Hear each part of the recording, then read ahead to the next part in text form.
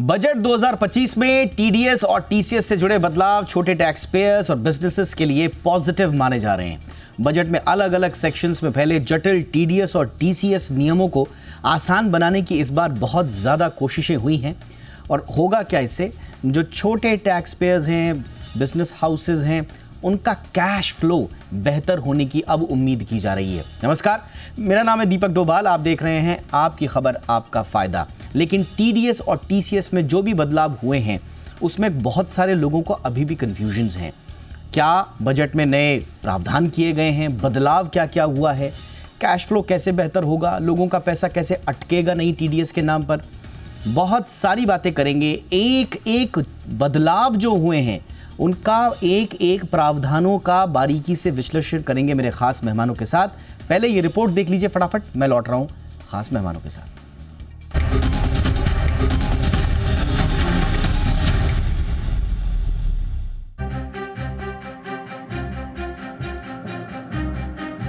Budget 2025 में वित्त मंत्री निर्मला सीतारमण ने टैक्स प्रणाली को सरल और आम आदमी के लिए सुविधाजनक बनाने के लिए कई अहम बदलाव किए हैं। इनमें टीडीएस यानी टैक्स डिडक्ट एट सोर्स और टीसीएस यानी टैक्स कलेक्टेड एट सोर्स से जुड़े प्रावधानों में सुधार शामिल है।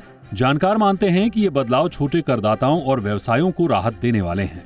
लेकिन इन बदलावों को समझने से पहले ये जानना जरूरी है कि टीडीएस और टीसीएस क्या है और पहले इनमें क्या दिक्कतें थी। टीडीएस का मतलब यह है कि जब आपको कोई आय मिलती है, जैसे सैलरी, ब्याज, कमीशन या प्रॉपर्टी की बिक्री से मिलने वाली रकम, तो उस पर टैक्स काट लिया जाता है। ये टैक्स आपकी आय का एक हिस्सा होता है जो सरकार को सीधे जमा कर दिया जाता है। जबकि टीसीएस में जब आप कोई सामान खरीदते हैं या सेवा लेते हैं तो विक्रेता या सेवा प्रदाता आपसे एक निश्चित रकम टैक्स के रूप में वसूलता है और इसे सरकार को जमा करता है। मिसाल के लिए, अगर आप विदेश में पढ़ाई के लिए पैसे भेजते हैं तो बैंक उस पर टीसीएस वसूल सकता है। अब सवाल यह है कि इनमें अब तक क्या जटिलताएं और दिक्कतें थी। दरअसल टीडीएस से जुड़े करीब 33 प्रावधान हैं जिनमें टैक्स की दरें 0.1% से लेकर 30% तक है। इतनी अलग अलग दरें और थ्रेशोल्ड होने से करदाताओं को समझने में दिक्कत होती थी। साथ ही कई बार अनावश्यक विवाद और वर्किंग कैपिटल का ब्लॉकेज हो जाता था। इसी तरह से टीसीएस के नियम भी काफी जटिल थे। साथ ही कई बार टीडीएस और टीसीएस दोनों एक ही लेन देन पर लागू होते थे, जिससे करदाताओं को दोहरा टैक्स चुकाना पड़ता था। इनमें ज्यादातर बार छोटे करदाताओं को बोझ उठाना पड़ता था क्योंकि थ्रेशोल्ड लिमिट कम थी। उदाहरण के लिए, म्यूचुअल फंड से मिलने वाले डिविडेंड पर टीडीएस की सीमा सिर्फ 5,000 थी, जो छोटे निवेशकों के लिए परेशानी का कारण बनती थी और उनका पैसा ब्लॉक करती थी। यही वजह है कि इस बार वित्त मंत्री ने दोनों मामलों में थोड़ी राहत देते हुए जटिलताओं को कम करने की कोशिश की है। इस बार सरकार ने इंश्योरेंस कमीशन पर टीडीएस की दर 5% से घटाकर 2% कर दी है। साथ ही म्यूचुअल फंड से मिलने वाले डिविडेंड पर टीडीएस की सीमा 5,000 से बढ़ाकर 10,000 कर दी गई है। इसके अलावा प्रॉपर्टी की खरीद पर मिलने वाले मुआवजे पर टीडीएस की सीमा 2.5 लाख से बढ़ाकर 5 लाख कर दी गई है। सीनियर सिटीजन को बड़ी राहत देते हुए ब्याज पर टैक्स छूट की सीमा 50,000 से बढ़ाकर 1 लाख कर दी गई है। यानी उनकी ब्याज से होने वाली 1 लाख रुपए तक की आय पर टीडीएस नहीं कटेगा। यही नहीं, किराए पर टीडीएस की सालाना सीमा 2,40,000 से बढ़ाकर 6 लाख कर दी गई है। सरकार ने इसके साथ ही टीसीएस नियमों में भी छूट देने की कोशिश की है। इसके तहत शिक्षा के लिए विदेश भेजे जाने वाले पैसों पर टीसीएस हटा दिया गया है, अगर ये रकम किसी वित्तीय संस्थान से लिए गए लोन से भेजी जा रही है। कुछ सामानों की बिक्री पर टीडीएस और टीसीएस दोनों लागू होने की समस्या को दूर किया गया है। अब ऐसे लेन देन पर सिर्फ टीसीएस लगेगा। इसके अलावा टीसीएस के भुगतान में देरी होने पर दंड नहीं लगेगा, बशर्ते कि स्टेटमेंट जमा करने की तारीख तक भुगतान कर दिया जाए। बजट 2025 में टीडीएस और टीसीएस के नियमों में किए गए बदलाव आम आदमी और कारोबारियों के लिए राहत भरे हैं। हालांकि टीडीएस रिफंड में देरी अभी भी मौजूद जटिलताओं और इसके बारे में जानकारी के अभाव के चलते कई बार छोटे टैक्स पेयर्स और कारोबारियों को नॉन कंप्लायंस और पेनल्टीज झेलनी पड़ जाती हैं। उम्मीद है कि भविष्य में ये दिक्कतें भी सरकार दूर करेगी। ब्यूरो रिपोर्ट, जी मीडिया। आइए अब करते हैं चर्चा और डीकोड करते हैं टीडीएस टीसीएस की बारीकियों को।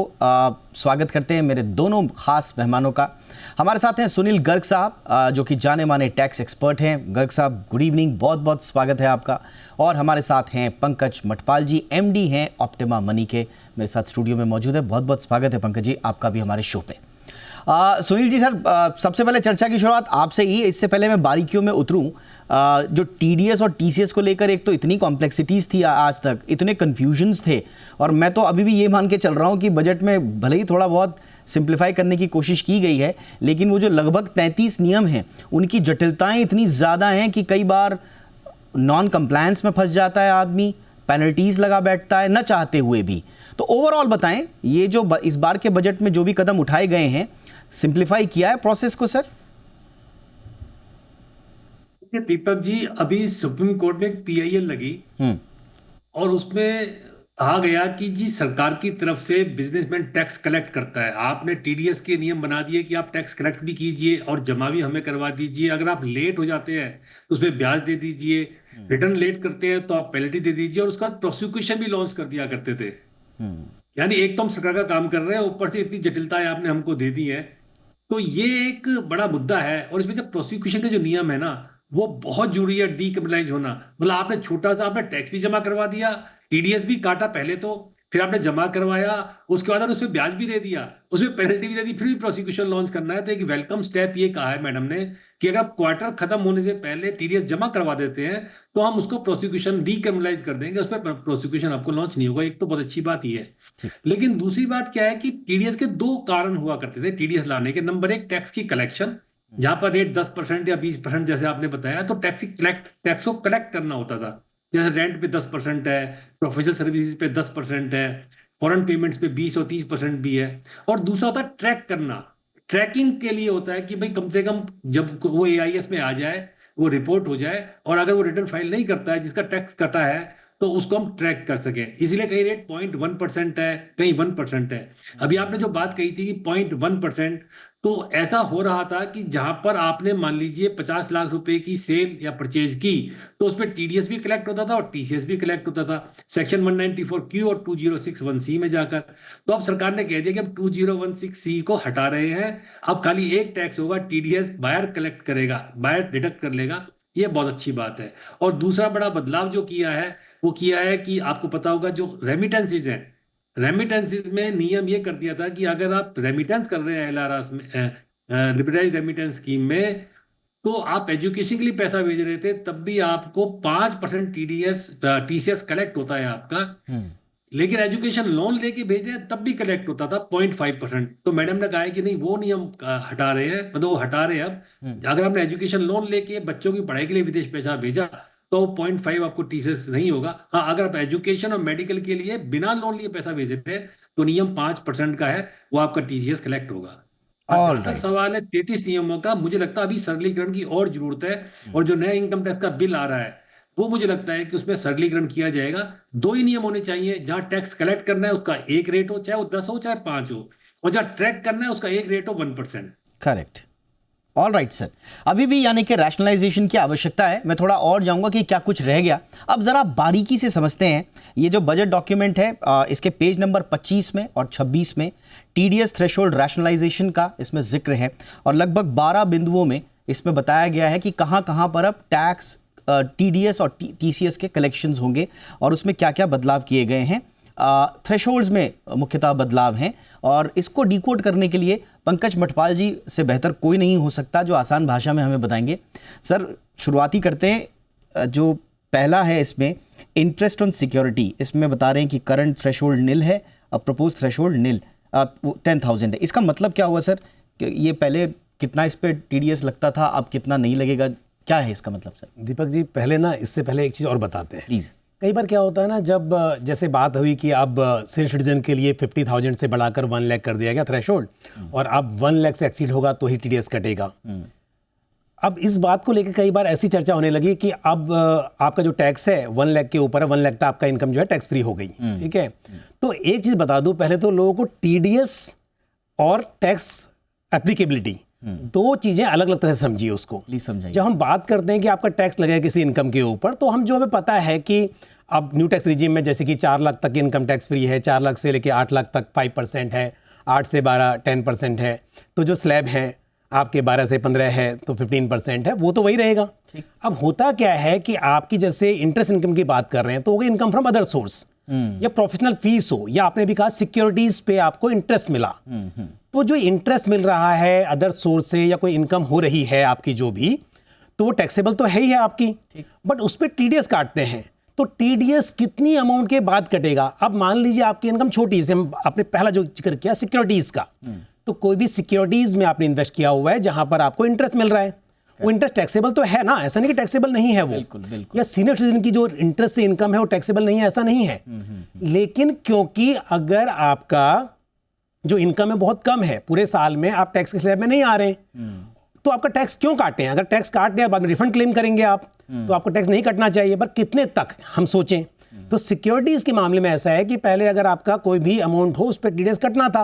अब बोला कि भाई थ्रेशोल्ड लिमिट जो है आपकी कम से कम 5,000 रुपए की है, 5,000 से ऊपर जाएगा तो आपका टीडीएस 10,000 रुपीज का, तो 10,000 जाएगा तो टैक्स कटेगा, उससे पहले नहीं कटेगा। ठीक है, ठीक है। तो एक बात समझ लीजिए कि टैक्सेबल इनकम तो है। ये पंकज जी ने बहुत अच्छा कि ये बात क्लियर कर दिया, इसको हम भी क्लियर कर देते हैं। बहुत सारे लोग सोच रहे हैं टीडीएस का थ्रेशोल्ड बढ़ा दिया मतलब या तो उसको टैक्स के दायरे से वो बाहर हो गया, ऐसा नहीं है। वो टैक्सेबल है, सिर्फ शिफ्ट किया गया है थ्रेशोल्ड को, ताकि अननेसेसरी आपके पैसे अटके नहीं और जो कैश फ्लो है वो ब्लॉक ना हो। तो ये बहुत मोटा मोटा आप समझ लीजिए। राइट साहब, पहला क्लियर हो गया। अब जरा सेकंड बताइए, ये interest other than interest on securities, इसमें कुछ प्रावधान है सीनियर सिटीजन जैसा आप बता रहे हैं, थोड़ा सा एक्सप्लेन करिए। ये बहुत ही इंपॉर्टेंट है क्योंकि मैक्सिमम इंडिविजुअल्स को इससे फर्क पड़ने वाला है। देखिए क्या होता है, जब आप बैंक में पैसा जमा करते हैं, बैंक में करते हैं, पोस्ट ऑफिस में करते हैं, कोऑपरेटिव क्रेडिट सोसाइटी में करते हैं, जो आपको इंटरेस्ट मिलता है वो टैक्सेबल है, ये बात तो पता है। वो आपकी इनकम में जुड़ता है और आपको अपनी इनकम स्लैब के हिसाब से टैक्स पे करना पड़ता है। अगर आप स्लैब में नहीं आते हैं तो टैक्स नहीं पे करेंगे। पर अब बैंक आपके इनकम जो इंटरेस्ट देगा है उस पर टीडीएस काटेगा, तो कितने पे काटेगा? अगर आप 60 ईयर से कम उम्र वाले हैं, आप सीनियर सिटीजन नहीं हैं, तो पहले क्या होता था, 40,000 से ऊपर यदि आपका इंटरेस्ट एक्सीड होता है एक बैंक से एक फाइनेंशियल ईयर में, तो उस पर आपका टीडीएस कटता था। अब क्या होगा, इस बजट के बाद नए फाइनेंशियल ईयर में 50,000 को कर दिया गया। और सीनियर सिटीजन के लिए जो लिमिट थी पहले 50,000 की थी, अब उस थ्रेशोल्ड लिमिट को बढ़ाकर 1 लाख कर दिया गया। तो अगर आपकी पूरे साल में इंटरेस्ट से इनकम 1 लाख के नीचे है, आपको 15H फॉर्म जमा करने की जरूरत नहीं है।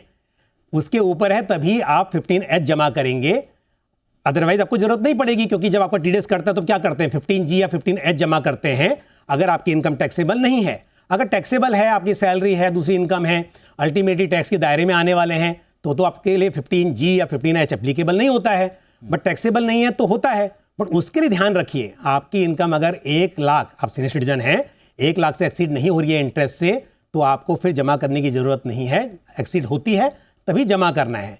तो थ्रेशोल्ड लिमिट का मतलब यह है कि उतनी इनकम इंटरेस्ट से होना या किसी और रूप से होना जब तक नहीं होता है तब तक आपका बैंक टीडीएस नहीं काटेगा। एक चीज और ऐड कर दूं, ये मैंने जिक्र किया bank, cooperative credit societies, cooperative bank, लेकिन अगर आपके बैंक के अलावा कहीं और से इंटरेस्ट आता है, एनबीएफसी से इंटरेस्ट आता है, तो वहां पर ध्यान रखिए, पहले 5,000 रुपए की थ्रेशोल्ड लिमिट थी, वो बढ़ाकर 10,000 हुई है। 10,000 से ऊपर होगा तो आपका टीडीएस कट जाएगा। यानी कि इसमें जो जिक्र किया गया है इन अदर केस, तो वो एनबीएफसीज के लिए हो सकता है एनबीएफसी है और कहीं से भी इंटरेस्ट आया आपको उसके अलावा, तो आप उसको समझ लीजिए। इससे पहले कि मैं ब्रेक पे जाऊं, पंकज जी जरा फटाफट से इसको भी समझा दीजिए, क्योंकि डिविडेंड का इशू था एक बहुत, और खासतौर से छोटे निवेशकों के लिए बड़ा पेन पॉइंट था कि डिविडेंड से अगर थोड़ी इनकम आ गई 5,000 रुपये भी आप काट लेते थे टीडीएस। इसका जरा बता दीजिए सर कि अब डिविडेंड इंडिविजुअल शेयर होल्डर के लिए डिविडेंड पर अब थ्रेशोल्ड लिमिट्स क्या हैं? बिल्कुल, देखिए मैं शेयर होल्डर भी कह देता हूं और साथ में म्यूचुअल फंड भी, क्योंकि सेक्शन 194 शेयर होल्डर हो गया और 194 अगर के है तो आपका इंटरेस्ट ऑन म्यूचुअल फंड हो गया, जिसको हम आजकल बोलते हैं इनकम डिस्ट्रीब्यूशन कम विड्रॉल प्लान, IDCW। वो डिविडेंड होता है जो आपको मिलता है।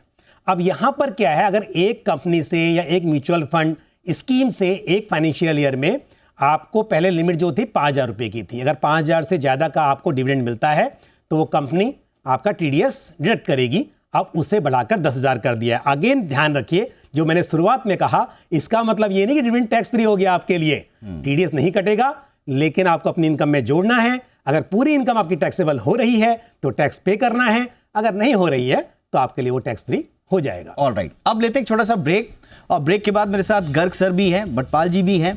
दोनों से हम जरा और बारीकियों में उतर कर समझेंगे।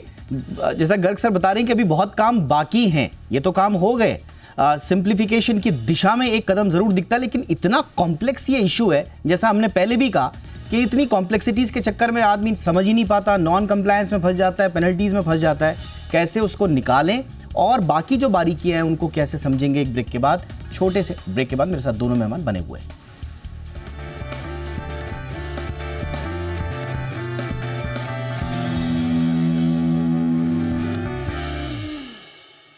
ब्रेक के बाद आपका स्वागत है। गर्ग सर, जितने हमने अभी तक कवर किए हैं सर, जो प्रावधान है उनके एक्सप्लेनेशंस हमने कवर किए, इसके अलावा आपको लगता है कोई इंपॉर्टेंट है जो चेंज हुआ है, जो आम लोगों को समझना जरूरी है? और साथ ही साथ ये भी बता दीजिए सर कि जहां अभी काम बचा हुआ है। बहुत बड़ा चेंज है रेंट को लेके। ओके। अभी तक क्या था कि 2,40,000 रुपए साल की अगर रेंटल थी तो 10% टीडीएस कट जाया करता था। अब मैडम ने कहा है 50,000 रुपए पर मंथ। ये जो 6 लाख है ना, ये 6 लाख की लिमिट नहीं है इसमें। मतलब अगर आपका 50,000 एंड अबव है तो आपको टीडीएस काटना पड़ेगा। फॉर एग्जाम्पल मान लीजिए आपका 17,000 रुपए रेंट है पर मंथ, तो 3 महीने का रेंट आपने दिया तो 2,10,000 हुआ, तो आपको टीडीएस आपको डिडक्ट करना पड़ेगा। तो 6 लाख रुपए ईयरली की लिमिट नहीं है, 50,000। लेकिन ये वेलकम स्टेप है, जब 20,000 महीने को सीधा 50,000 कर दिया, ये बड़ा अच्छा है। दूसरा जो टेक्निकल सर्विसेज है इसमें थोड़ा सा गर्ग सर, इसमें थोड़ा सा क्लियर कर दीजिए, ये इंडिविजुअल्स के लिए है या कमर्शियल प्रॉपर्टीज पे है सर, या प्राइवेट प्रॉपर्टीज पे है? देखिए, टीडीएस काटना किसको है?